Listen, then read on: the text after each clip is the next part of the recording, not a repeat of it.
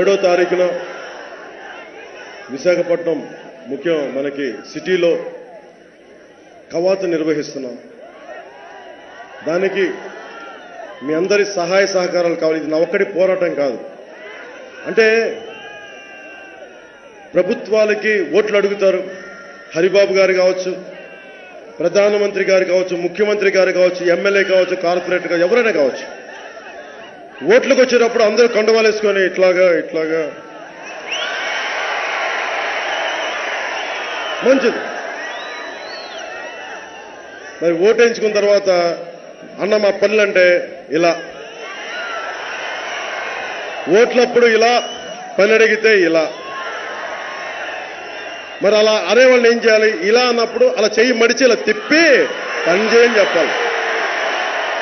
అలా ఎలా పడితే అలా కుదరదు. నీకు రాజ్యాంగ పరిధి కింద వస్తామమ్మా, మీరు అకౌంటబిలిటీ ఉంది, మీకు రాజకీయ జవాబుదారీతనం ఉంది, మర్చిపోతుని గుర్తు చేయడానికి కవాతు అందరికీ.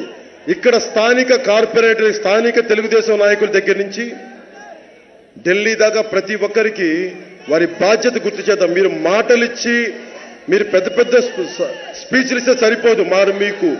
మీరు మా తెలుగు ప్రజలకి, మా ఆంధ్ర ప్రజలకి మీరు ఎలా నిలబడాలో చెప్పాలి, వారికి గుర్తు చేద్దాం. విశాఖపట్నం నుంచి ఢిల్లీ దాకా గుర్తు చేద్దాం ప్రతి ఒక్కరికి.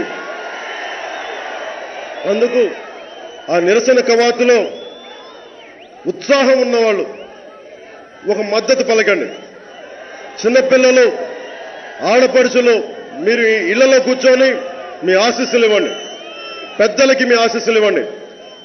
జాగ్రత్తగా బాధ్యత వహించి తిరిగి అమ్మా నాన్నలకి మనం బాధ్యత వహించాలి. కాబట్టి క్షేమంగా వచ్చి క్షేమంగా యువత మీరు అక్కడికి వస్తారంటే మనస్ఫూర్తిగా మిమ్మల్ని నేను ఆహ్వానిస్తున్నాను.